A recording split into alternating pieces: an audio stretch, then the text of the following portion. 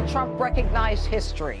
He, like King Cyrus before him, fulfilled the biblical prophecy of the gods worshipped by Jews, Christians, and yes, Muslims, that Jerusalem is the eternal capital of the Jewish state, and that the Jewish people finally deserve a righteous, free, and sovereign Israel. On December 6th, President Trump's words shook the world. He recognized Jerusalem as the capital of Israel, and whether he knows it or not, fulfilled his part in a frightening biblical prophecy. Because according to the final chapters of the Bible, our country and every American citizen are about to face its greatest tribulation. Only the church leaders know the true meaning of this biblical prophecy that is encrypted in the writings of 4 ancient prophets, inspired to send a warning across the centuries to all true Christians and patriots. Therefore, before watching this documentary, be forewarned. You are about to see how all the world's leaders and their armies are silently playing their part in the lead up to the greatest and darkest event in human history. An event that may leave 290 million Americans dead in its wake. Once you witness the chilling evidence of the words of our Lord coming true, there is no turning back. It will simply be impossible for you to go about your daily life like you used to, before knowing the truth. But take comfort, for it is God's will that you are here now, so that you may have the time to prepare, and maybe grant you salvation from all the wickedness of our times. And if you're feeling skeptical right now, let me ask you one question. Who would have thought 70 years ago that the Jewish people would have a country to call their own? Only those who read Ezekiel chapter 37. That is what the prophet wrote 2,700 years ago. The hand of the Lord was on me, and set me in the middle of a valley. It was full of bones. Then he said to me, "These bones are the people of Israel, my people. I will take the Israelites out of the nations where they have gone. I will gather them from all around and bring them back into their own land. I will make them one nation in the land on the mountains of Israel." Word by word, the prophecy made by Ezekiel came true. In 1947, the nation of Israel was born after the horror of the Holocaust, symbolized by the Valley of Bones. Scattered for more than 2,000 years, the Jewish people come from all over the world into this new state and made it an economic and military power. Yet, it was not whole. Israel needed Jerusalem to become its rightful capital again, and that only happened with the support of President Trump. However, to the north of Israel, other biblical prophecies have come true. The prophets Isaiah and Jeremiah write about this Syrian civil war.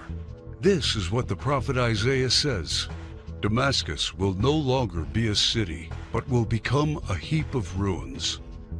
And these are the words of Jeremiah: "Damascus has become feeble. She has turned to flee, and panic has gripped her. Anguish and pain have seized her. Surely her young men will fall in the streets." For 5,000 years, the capital city of Syria stood as one of the oldest and most prosperous cities in the world. But the civil war began in 2011 and turned it into a ruin. Not only do the prophets talk about the war, but also the refugee crisis and the deaths of its men fighting for one side or the other. The army of Syrian dictator Bashar al-Assad has been fighting the rebels backed by the United States, Israel, Turkey, Jordan, and Saudi Arabia, and ISIS terrorists. In 2015, Bashar al-Assad was at the brink of total defeat. Yet exactly at that time, another biblical prophecy was fulfilled. Ezekiel 38 tells of Russia coming to the border of Israel. The word of the Lord came to me: "Son of man, set your face against Gog of the land of Magog. I will turn you around, put hooks in your jaws, and bring you out with your army. In the latter years you will come into the land of those brought back from the sword and gathered from many people on the mountains of Israel. One only has to look at the map of the world as it was known at the time of the prophet to understand. To the north of the Caspian Sea, we find the people known as Magog, inhabiting the land known as Rosh. Over time, the ancient name of Rosh became current-day Russia. Twice, Ezekiel says that Magog will bring his armies from the extreme north to the border of Israel. None other than President Ronald Reagan, a devout Christian, said many times he truly believed Russia to be Magog according to Ezekiel. What about the word Gog? Bible scholars agree that the word Gog is not an actual name, but a title. He is the ruler of the land of Magog, like a king or a czar. Ezekiel clearly says that Russia will come to the mountains of Israel in the latter years. This happened in September 2015 and never before. For the first time in history, the Russian Army, Navy, and Air Force became involved in a war in the Middle East. According to Ezekiel, Magog's armies has several allies: Persia, Kush, and Gomer and Togarmah. Iran has been known as Persia for much of its history, during the time of the prophets and beyond. Right now, Iranian troops are on the ground in Syria, fighting side by side with the Russians and the forces loyal to the regime of Bashar al-Assad. Put and Kush are the ancient names of Libya and Egypt. Egypt and Libya both suffered civil wars, and the new leadership is very friendly to the Russians. But the greatest surprise is the land known to Ezekiel as Gomer and Togarmah. The historian Flavius Josephus references Togarmah and Gomer as the people that lived on the territory of present-day Turkey. In fact, Turkish history books identify these tribes as living on their land at the time of the prophets. 3 years ago, Turkey was a strong NATO ally, but everything changed after the failed coup attempt in 2016. Now, Turkey has become increasingly hostile to NATO and the United States. It forced NATO to remove forces from its bases. It's buying weapons from Russia. It fully condemned the idea of Jerusalem becoming the capital of Israel. And in fact, right now, the Turkish army is in Syria, fighting to defeat the enemies of the Syrian dictator. The End Times Alliance, prophesied in the first verses of Ezekiel chapter 38, has already been formed. Never in the history of mankind has there been an alliance between Russia, Iran, and Turkey. Now, one final prophecy needs to be fulfilled before the start of World War III. We saw how Jeremiah predicted the destruction of Damascus in chapter 49, but there is one more thing he wrote about that has not happened yet. And I will kindle a fire in the wall of Damascus, and it shall consume the palaces of Ben-Hadad. Ben-Hadad is not an actual person, but a title. Just do one simple search online, and you will discover that Ben-Hadad is the ruler of Aram Damascus. While it is clear that Bashar al-Assad is the current ruler of Damascus, Aram is a region in Syria now known as Aleppo. The city of Aleppo was just recently recaptured by the regime of Syrian President Bashar al-Assad with the help of Iran and Russia. And Jeremiah says that soon his palace will be burning. How does this happen? Look no further than the headlines of recent months, and you see time and time again Israel calling for the assassination of the Syrian dictator. Isaiah also writes about the end of Syria's dictator.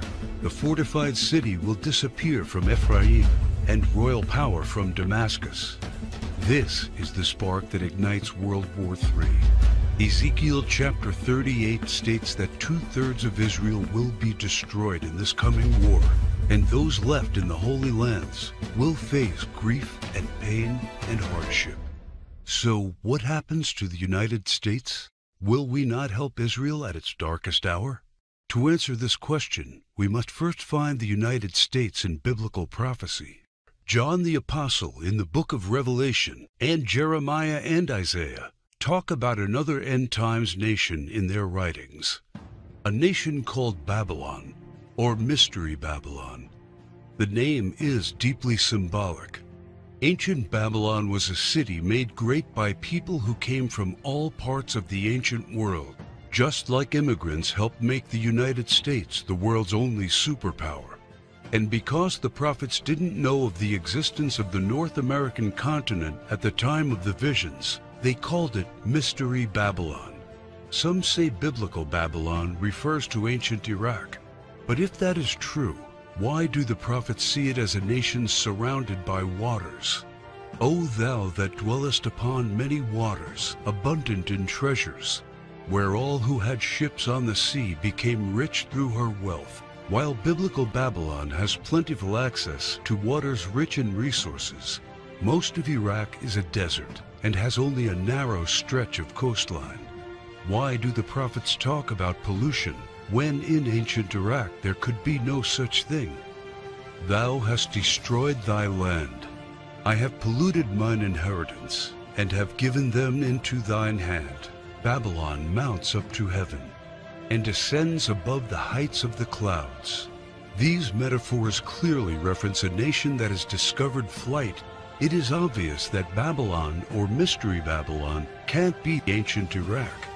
But the prophets have more to say about this end times nation. Babylon is hailed as a queen among nations, the lady of kingdoms. According to the prophets, Babylon reigneth over the kings of the earth. It is the praise of the entire earth, and an astonishment among the nations. It is a place of great riches, and the merchants of the earth are waxed rich through the abundance of her delicacies. In fact, the prophets say clearly that should something happen to Babylon, all worldwide trade would stop. The merchants of the earth will weep and mourn over her, because no one buys their cargoes anymore. It is the #1 military power, and it's called the hammer of the whole earth.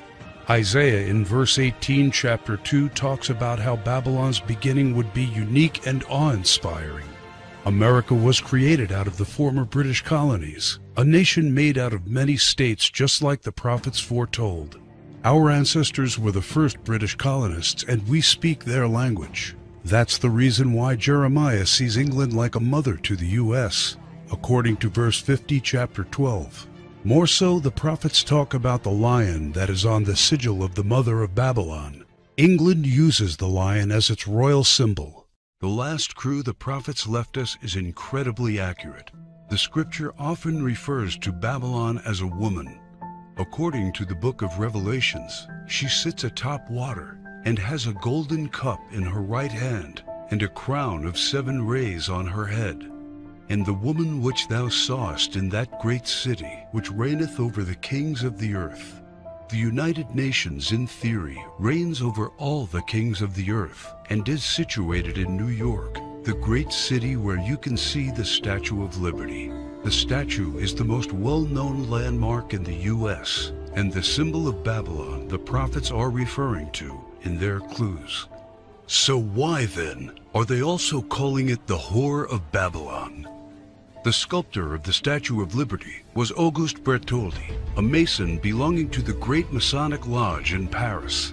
Before beginning the Statue of Liberty project, Bertholdi was seeking commission to construct a giant statue of the goddess Ishtar. The Romans also adopted this fertility goddess, but they changed the name to Libertas in Latin, liberty in English. Libertas is the mythological equivalent of Ishtar. Therefore, the Statue of Liberty is in fact a statue of Ishtar, the Babylonian goddess of fertility, love, and sex.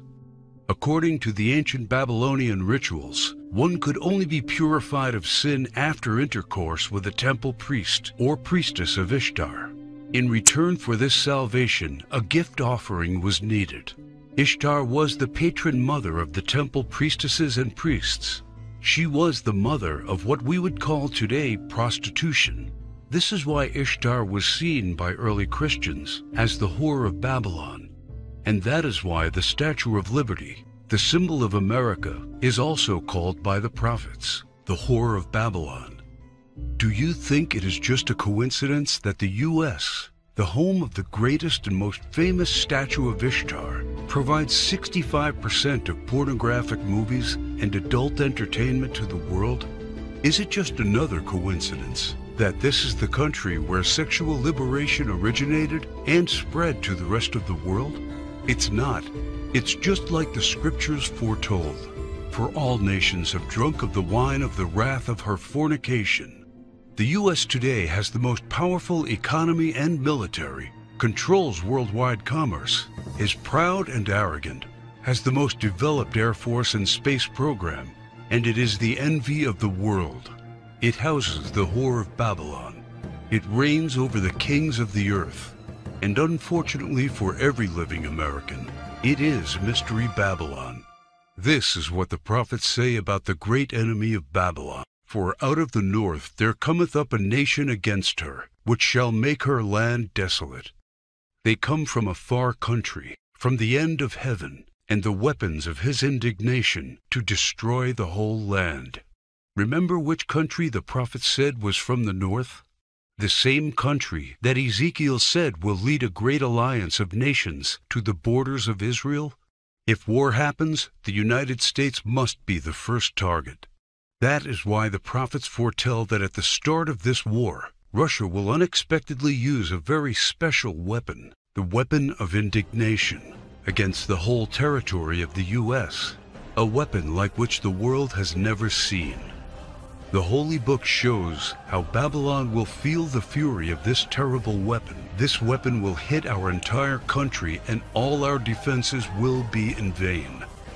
Though Babylon should mount up to heaven, and though she should fortify the height of her strength, yet the spoilers come unto her. This weapon paralyzes our military and leaves it almost defenseless. How is the hammer of the whole earth cut asunder and broken? The mighty men of Babylon have forborne to fight. Their might hath failed.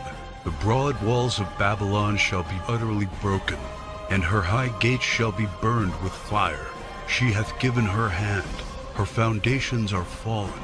Her walls are thrown down, because the spoiler is come upon her, even upon Babylon. And her mighty men are taken. Every one of their bows is broken. And after the attack, Babylon is left silent and in darkness. Sit thou silent, and get thee into darkness, for thou shalt no more be called the Lady of Kingdoms. All three prophets tell of the fall of Babylon, the destruction of the United States of America as we know it. This is not an event that happened to ancient Babylon in the past. History has never recorded the fall of a state or a city in the way described by the prophets. What weapon could silence an entire continent in 1 hour? The world has never seen one until a few years ago, with the creation of the electromagnetic pulse, or EMP. Over and over, think tanks like the EMP Commission, working for the Senate, have warned how this is the greatest and perhaps only real vulnerability of the United States. Yet no administration has done anything about it. We are completely unprepared for what's coming. Every report says the same thing. This event can wipe out 90% of Americans, and all it takes is just one warhead to be detonated above the United States to take us back to medieval times. The lasting effects will destroy society as we know it, exactly as the scriptures predicted. Therefore shall her plagues come in one day, death and mourning and famine. Without hospitals or pharmacies being able to function, people won't be able to take their necessary medication. Without running water, heat, and garbage disposal, diseases will break out. As cars and trucks stop running, market shelves will become empty. Desperate people will become looters, and there will be food riots. There will be no police, no law, no health care, no help. It will all descend into chaos and confusion, a complete collapse of everything we take for granted today. As the prophet Jeremiah says, "And it shall be, when thou hast made an end of reading this book, that thou shalt bind it to a stone, and cast it into the midst of Euphrates. And thou shalt say, Thus shall Babylon sink, and shall not rise from the evil that it will bring upon her.